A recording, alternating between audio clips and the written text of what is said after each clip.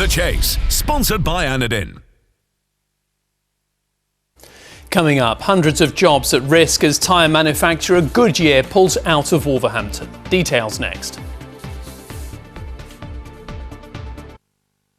Lunchtime chat.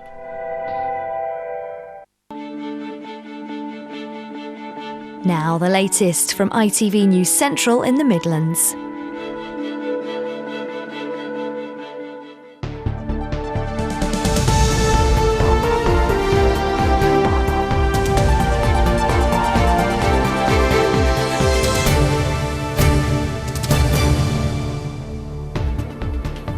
Hello and welcome to ITV News Central. On the programme tonight, the end of an era, hundreds of jobs at risk as tyre manufacturer Goodyear leaves Wolverhampton. There will be no manufacturing in the UK after 2017. I think it's appalling that Goodyear have made this decision. A bravery award for the 5-year-old coping after cancer. Wheels of all shapes and sizes, but can we really live without cars? And it may still be 6 months away, but it's already that time to find out just what will be top of this year's Christmas lists.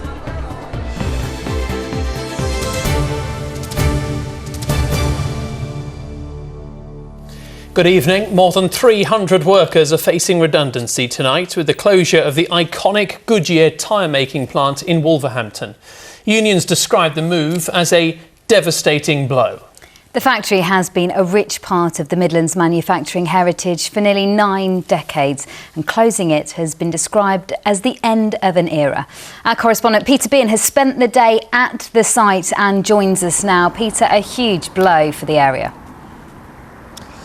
Absolutely, Stacey. I mean, the name Goodyear has been associated with this city of Wolverhampton for nearly 88 years. It's a long time, but perhaps not for much longer. The company has today announced that it plans the phased closure of this site over 2 years with the loss of all 330 jobs. Now, it blames this on falling demand in Europe for the rubber compound mix which they make here and export to the continent to make tyres. The unions, on the other hand, say that this site has been efficient, it's been profitable, and that's why today's announcement has come as such a shock. The news, when management broke it to the workforce this morning, came as a bolt out of the blue. One worker told me you could hear a pin drop. Did you ever think the day would come when Goodyear would leave Wolverhampton? No, not really. My father worked here for 35 years and I've done 42 years. So he started in 1920 odd or something, you know, so it's been a long time here. Yeah. So the end of an era? Yes, yes. It'll probably be a housing estate one day, so. Goodyear's managing director told me there would be extensive consultation with staff and unions, but he says the company has considered all possible options. It's a very sad day for us. Our people are very dedicated, very loyal. They've done a fantastic job, and we will do everything we can to come up with a fair and responsible solution. And it's our aim to try to reduce redundancy as much as we can. Clearly, Goodyear have decided to scale down their UK manufacturing facilities. There will be no manufacturing in the UK after 2017. For the people who have worked here, many with great dedicated, loyal service to the company, it will come as a great shock. We think it's appalling that Goodyear have made this decision. At its peak, the factory employed 6,500 people. It's had its ups and downs, but as recently as 2012 was celebrating a £6 million investment in new facilities. Business leaders in the area believe there will be opportunities for those facing redundancy. The automotive industry is rapidly growing. We know we're manufacturing more cars than ever before. The aerospace sector is also growing. So I'm hoping by the time they decide, 2017 is what I've heard, majority of those jobs will have been deployed or absorbed by either those sectors or certainly the supply chain that supplies those sectors. It will have some impact because it's a significant number of jobs that are going to be potentially lost, but I don't think it's a judgment on the city of Wolverhampton per se. There's lots of jobs and investment being created, and that needs to be where our focus is. For nearly 90 years, the winged sandals have been synonymous with Wolverhampton, but now they're about to take flight. So very much the end of an era. Goodyear, an American company based in Ohio, first set up a factory here in Wolverhampton in 1927, and ever since it's been an integral part of the city's economy. Hannah Stokes now looks back at the history of the city's association with Goodyear.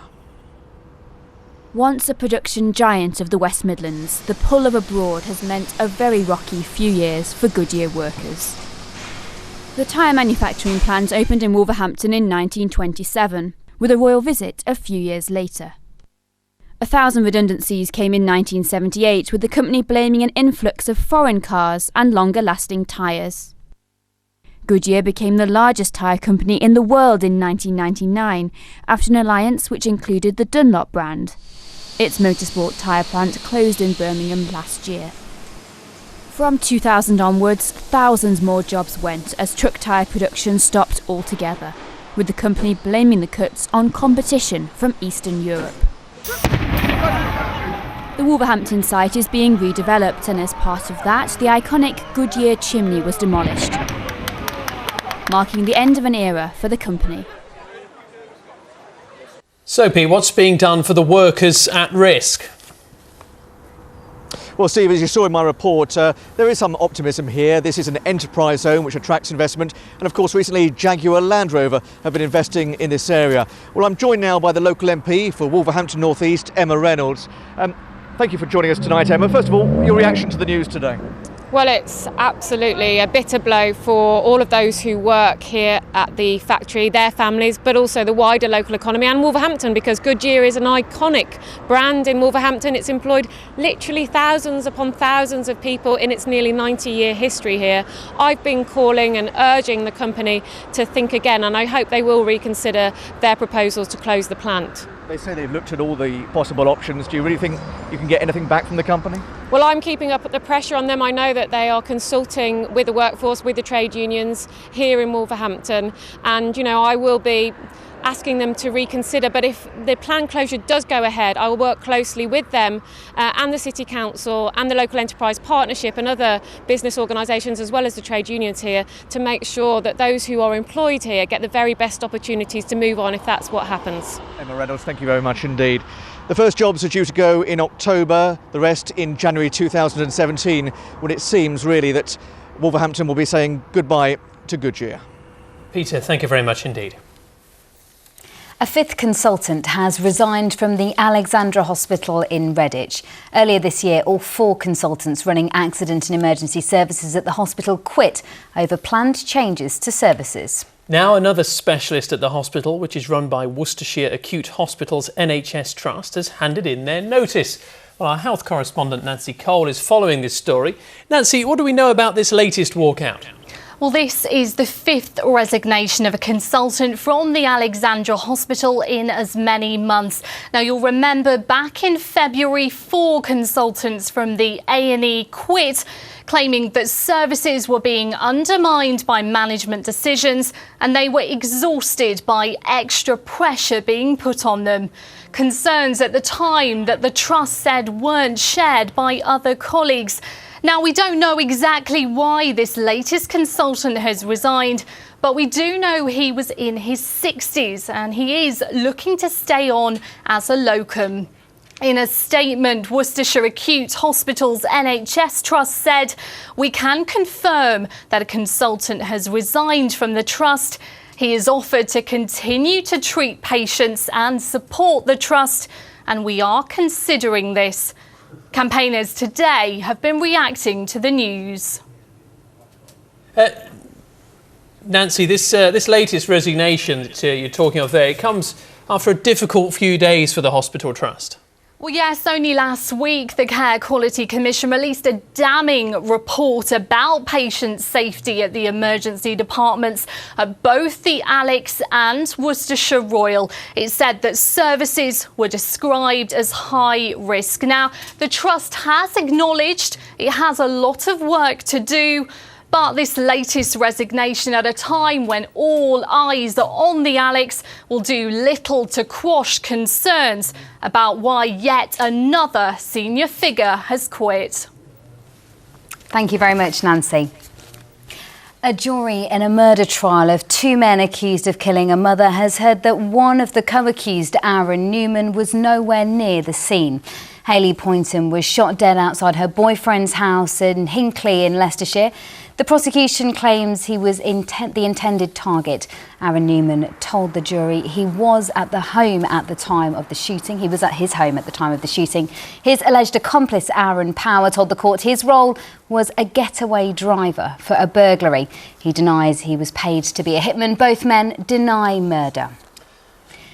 Police investigating an assault in which a train conductor was spat at in Birmingham are appealing for help to identify a man. These CCTV images show a man police are keen to speak to after a conductor on the London Midland line was spat at during a confrontation with a group of youths. Officers are analysing saliva found on the victim's jacket as part of their inquiries. Well, staying with the trains, there's been widespread condemnation over plans to pause an electrification scheme from cities like Leicester and Derby to London. There's now no confirmed date of when electrification of the Midland Main Line might resume.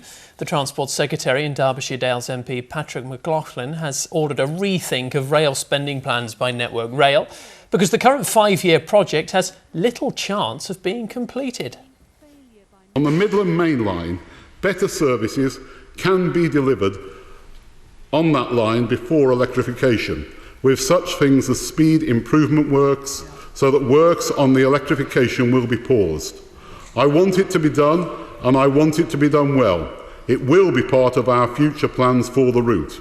Isn't it clear that the government's real legacy is one of rail fare hikes, plummeting passenger satisfaction, ongoing disruptions and delays, major projects years behind, promises of vital investment betrayed, a railway that is not fit for purpose, and all the while out-of-touch ministers sat in Whitehall overseeing what is a complete and utter shambles.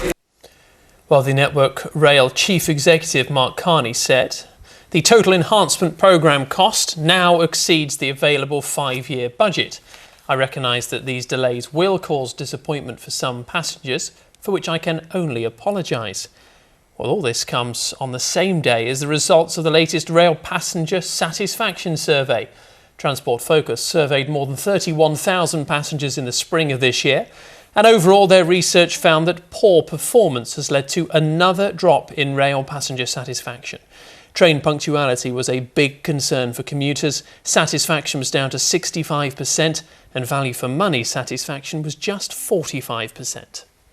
In the West Midlands, I've been working particularly with the operators in that area, and a couple of years ago their punctuality really was quite low and something that passengers were very dissatisfied with. It's pleasing to see that actually that is beginning to get to a place where it's better. Still not where we would expect it to be, because punctuality and reliability is so important to passengers, but our survey is showing that the operators are really working hard to ensure that that is working properly.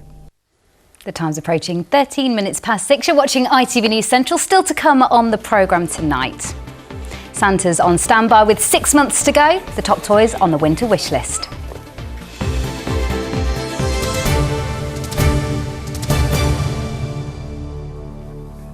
Staff and patients at one of our hospitals will be featured on ITV screens tonight as part of a new behind-the-scenes look at life on the wards.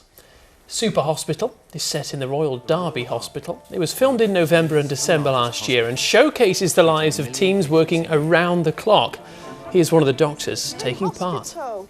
Everyone that works within our trust is we're proud of where we work, and we feel very happy and confident we give good, high quality patient care. But to get a crew and a production company coming in, looking at a range of trusts, but picking Derby is an accolade for us as a trust, and hopefully the series will show it in good light and hopefully confirm what we all know, that we give good quality and high quality patient care.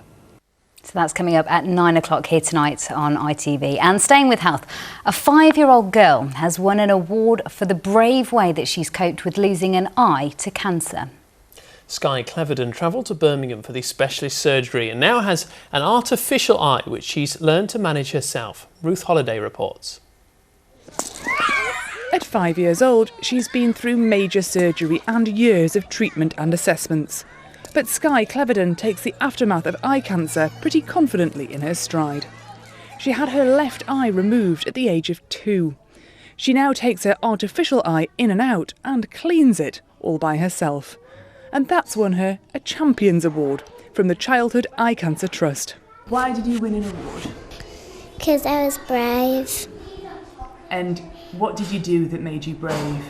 Take my eye out. She doesn't realise that what she does is really, really special. She just, she's grown up with it. She thinks it's perfectly normal. Sky lives an active life with taekwondo, swimming classes and tiger cubs, and her friends at school know all about her condition. She had to go to a hospital, and when she was little there was something wrong with her eye. And she's got a spare eye and one in her eye now. The children are all really interested, just purely because I think she's a wonderful friend, and they're really interested in things that are a little bit different at this age as well. But day to day, nothing's really that different. Sky was diagnosed with retinoblastoma after her parents noticed her squinting. It's a rare form of cancer, mainly affecting the under sixes, and it's often spotted in photos when a white light bounces back from the eye or there's an absence of red eye. I thought it likely that she had a retinoblastoma, and so she was referred the same day to the specialist centre down in Birmingham and was seen within a week. Children make an excellent recovery from that kind of surgery and generally cope with it very well. Sky is still having regular checkups, and there's no sign that her cancer has returned. Ruth Holliday, ITV News. Oh, what a little heroine. And a quick reminder that we're looking for nominations for great fundraisers as part of this year's Pride of Central for the Daily Mirror Pride of Britain Awards. Each year, ITV News Central sends one person to the star-studded event. The regional winner will join finalists from around the country at the National Awards ceremony later this year, before one of them is revealed as the overall winner for the UK. Our finalists get to rub shoulders with the stars and enjoy an evening of inspiring and moving stories just before joining the after-show party and staying at a central London hotel. So, if you know someone who works tirelessly to raise funds for a great cause and really deserves to be our winner this year, we want to hear from you. It could be someone who comes up with creative and different ideas to raise cash, or maybe it's their passion and dedication that really inspire others to give. Well, that person you nominate must be aged 16 or over and available to be filmed and have their story told on ITV Central.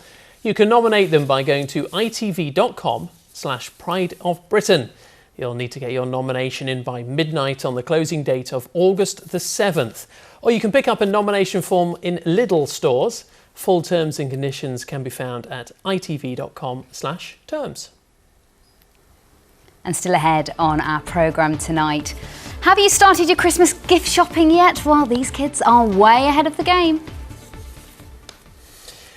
Now, I've got a question for you. Could you live without your car? The RAC Foundation says despite the expense, 8 out of 10 motorists admit they'd struggle if they had to say goodbye to their wheels. But the use of trains, buses and bikes is on the increase, and a new breed of traveller is emerging. In the final part of his mini-series on driving, Andy Bevan looks at the rise of the multimodal motorist.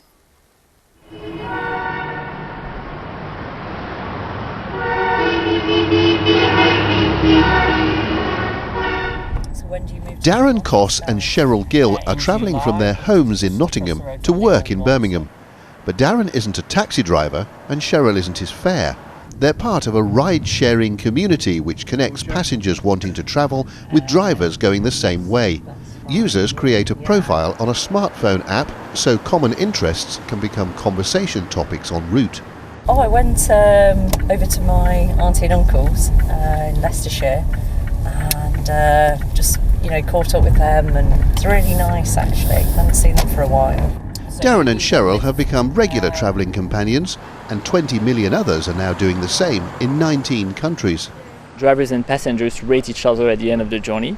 As a driver, you rate the overall experience. As a passenger, you also rate the overall experience, but you also anonymously rate the driving skills of your driver. No pressure then. But the bottom line here is about saving money, with drivers and passengers sharing the cost of the journey. It's not a money-making scheme, it's helping people out really, passengers like Cheryl and people that just want to get from A to B, longer distances and find it difficult and too expensive. I think there is a stigma historically that we shouldn't get in strangers' cars that we don't know, but actually I think you can see all the reviews, you can see it's a very cost-effective option for lots of people.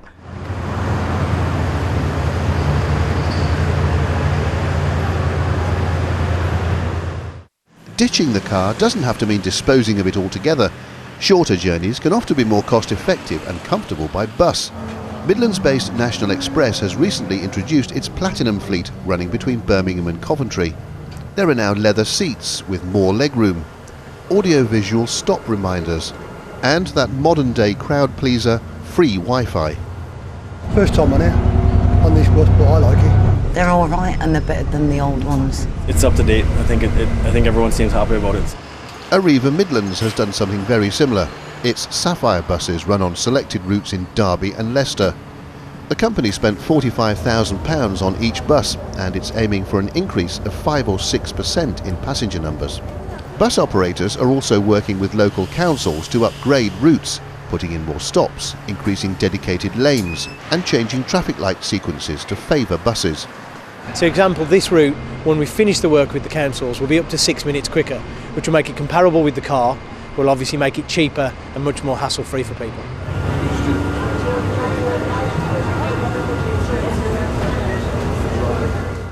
Getting off the road altogether is also an option. Since 1999, the West Midlands has had its own light rail system, the Midland Metro. The line between Birmingham and Wolverhampton cost £145 million and carries about 5 million passengers a year. Construction is now underway to bring the Metro into Birmingham city centre, with tracks linking Snow Hill station to the new New Street station.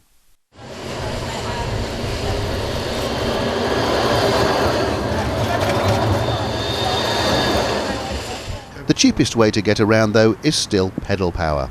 Cycling is gaining popularity, and the old concerns about bike security are being addressed with the introduction at some Midlands train stations of these cycle hubs.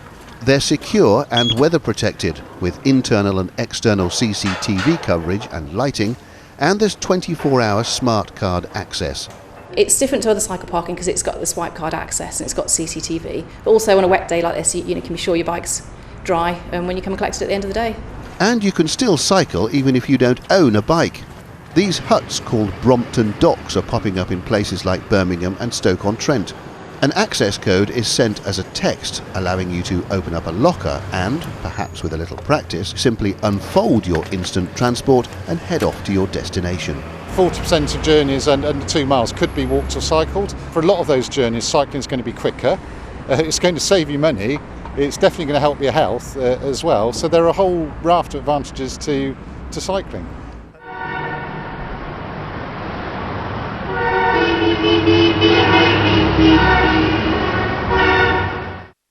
Despite figures like that, by the end of 2014, there were 5.1 million cars on roads in the Midlands.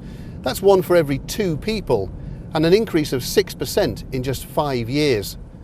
So can we really live with more and more cars? Or can we really live without them? The answer to that is still some considerable distance down the road. Andy Bevan, ITV News. Cars are a lot of hassle when they don't work. When they work, they're brilliant. When they don't, they're just, as I know. I've heard someone's got some big repair costs. I've got issues. Well, listen, staying with motoring, head to our website to find out more about the Midlands man who says he's taking part in open auditions for Top Gear. ITV.com/central for more details on that. Well, not wanting to wish away the summer just yet, but it is 6 months, exactly to the day, or 183 days to be precise, until Christmas Day. And high street stores are already looking at what will be big on the Christmas list this festive period.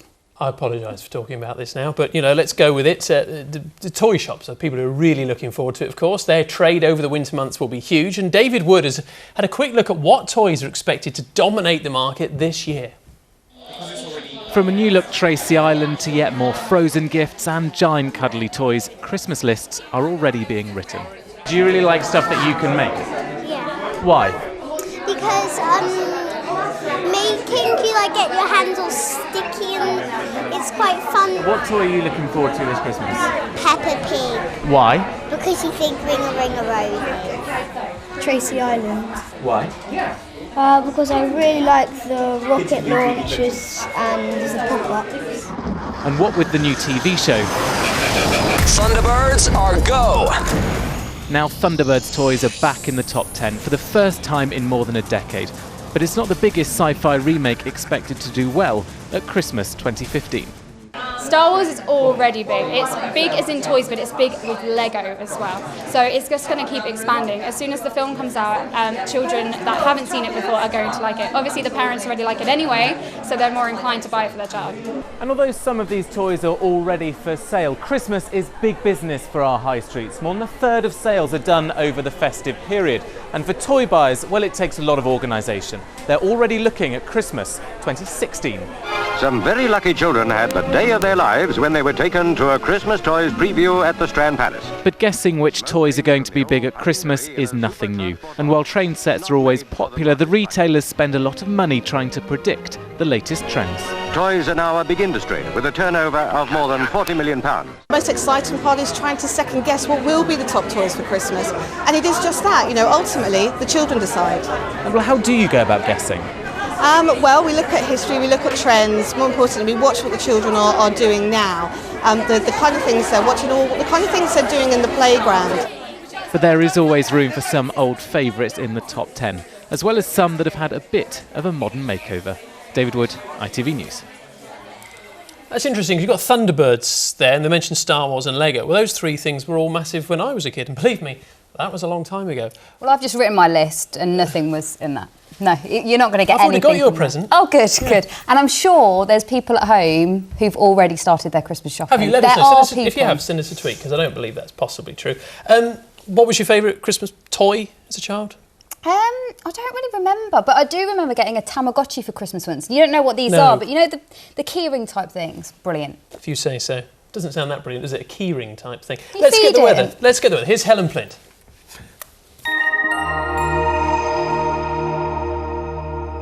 Hello again, good evening to you.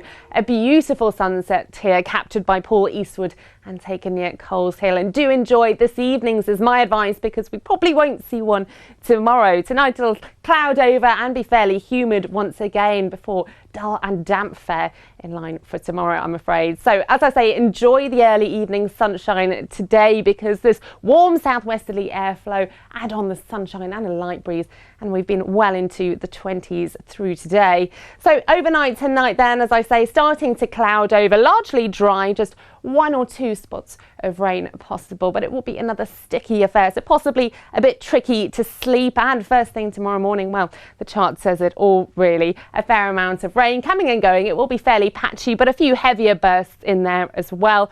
But there is good news on the horizon too, because that all tracks away and fizzles out. Behind it, some beautiful sunshine for those further west through tomorrow afternoon once again, and temperatures respond well up at 20 or 21 degrees. So from there on in for this weekend, we say hello to fresher air, so certainly won't be as humid. And for Saturday, bright, dry and fine for lots of us as well. Going downhill a little on Sunday when we see our next band of wet weather tracking through, but of course typically brightening up, of course, for the start of the working week.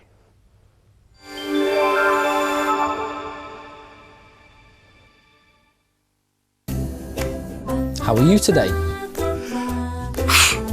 Lloyd's Pharmacy, proud sponsors of the Pollen Count. So tomorrow's wet weather not tempering pollen levels too far, still high levels, and hay fever sufferers beware, because the sun coming out over the weekend drives them up to very high levels. I'll see you very soon. Bye for now.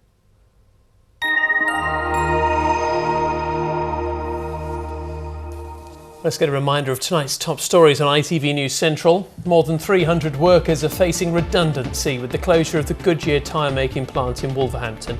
Unions describe the move as a devastating blow. It's been described as the end of an era. A fifth consultant has resigned from the Alexandra Hospital in Redditch. Earlier this year, all 4 consultants running accident and emergency at the hospital quit over planned changes to services. Worcestershire Acute Hospital's NHS Trust says the consultant has offered to continue to treat patients and support the trust. And police would like to speak to this man after a train conductor on the London Midland line was spat at during a confrontation. Officers are analysing saliva found on the victim's jacket. The ITV News continues next with the national and international news, and Steve will be back at 10:30 tonight with the late news. Yes, I certainly will. Do join me for that, but we'll be both of us back tomorrow for Friday. Yes, we will. Friday programme to round off the week. It's something to look forward to, but until then, from us, for now, bye-bye. Bye-bye.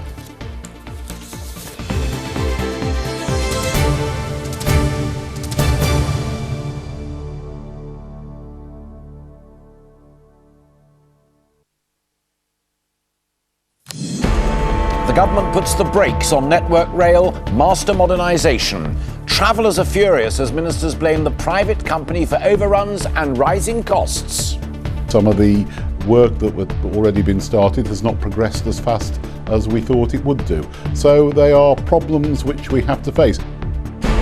Also tonight, guilty of murder, the man who killed in revenge for the death of Lee Rigby. More children slip into poverty. Labour and the charities say welfare cuts will make it even worse. Mr. James Corden for services to drama. And he hopes his mates will still join him for a drink to celebrate his OBE.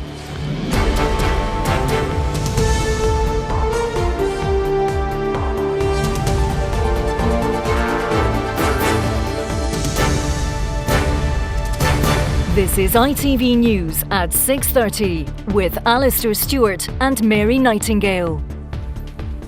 Good evening. £38 billion over 5 years was the price tag for the biggest modernisation of Britain's rail network since the golden age of Brunel. It involved more electrification and bigger trains, but tonight much of it sits in the sidings. Ministers blamed Network Rail for rising costs and overruns. Well, travellers are angry. It's also a blow to the Chancellor's plans to drive growth in the Midlands and turn the North into an economic powerhouse. Labour has condemned the situation as an utter shambles.